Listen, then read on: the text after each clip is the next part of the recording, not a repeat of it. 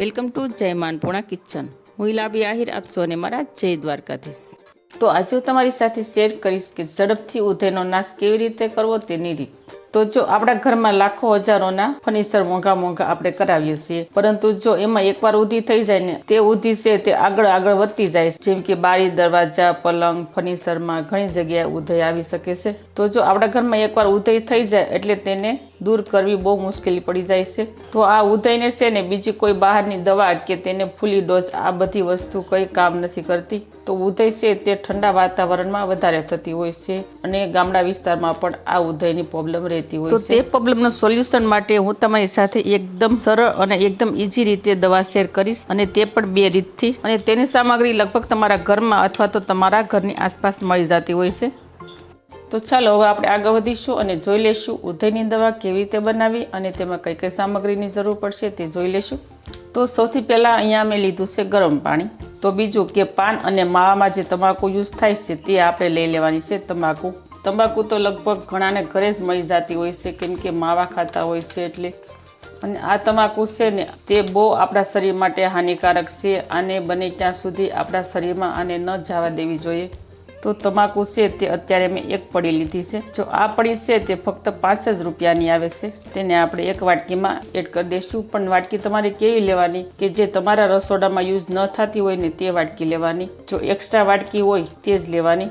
તો તંબાકુને આપણે હવે વાટકીમાં એડ કરી દઈશું. આપણે પૂરી પડી એડ કરી દેવાની છે.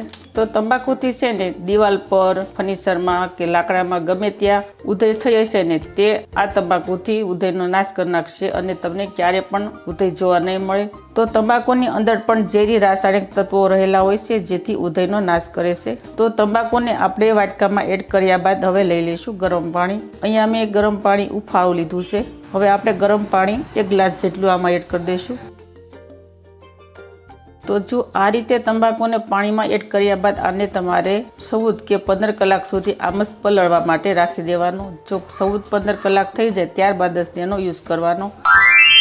તો જો અહીંયા આપણે 15 કલાક માટે તંબાકુને પાણીમાં પલાળવા માટે રાખ્યું હતું, તે પણ જો સરસ પલળી ગયું, એકદમ પાણીનો કલર ચેન્જ થઈ ગયો છે. તો તંબાકુવાળા પાણીને ભરવા માટે આપણે કોઈ પણ આ રીતની સ્પ્રે બોટલ લઈ લઈશું અને કોઈ પણ આ રીતની ગળણી રાખી દઈશું, જેથી પાણી છે તે બહાર ઢોળાવા ન કરે. ને કોઈ પણ આ રીતની ગળણી હોય પ્લાસ્ટિકની એક્સ્ટ્રા, તેમાં આપણે ગાળી લઈશું.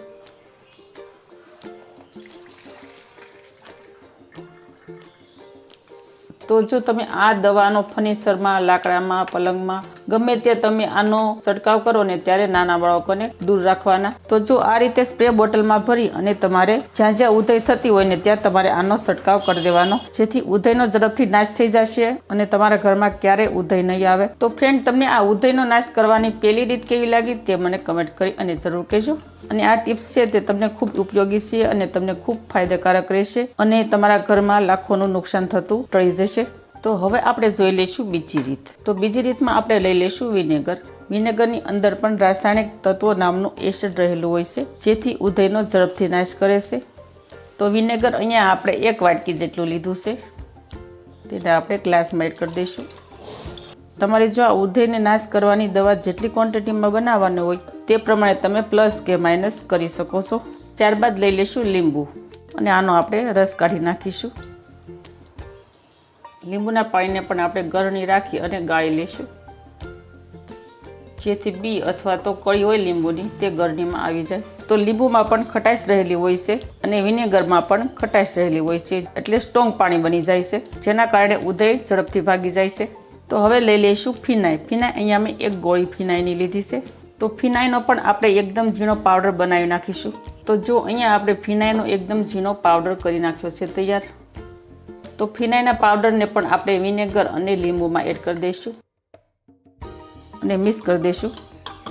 તો ફિનાઈ એડ કરવાથી જંતુ દૂર થઈ જાય છે અને ફિનાઈથી પણ ઉધઈનો ઝડપથી નાશ થાય છે, કારણ કે એની સુગંધ છે ને એકદમ સ્ટ્રોંગ હોય છે. હવે આમાં પણ આપણે 1 ગ્લાસ જેટલું પાણી એડ કરી દઈશું. તો તેને પણ આપણે સ્પ્રે બોટલમાં એડ કરી દઈશું. તો તેના માટે આપણે કોઈ પણ આ રીતની ગળણી રાખી દઈશું, જેથી પાણી છે તે નીચે ઢોળાવા ન કરે.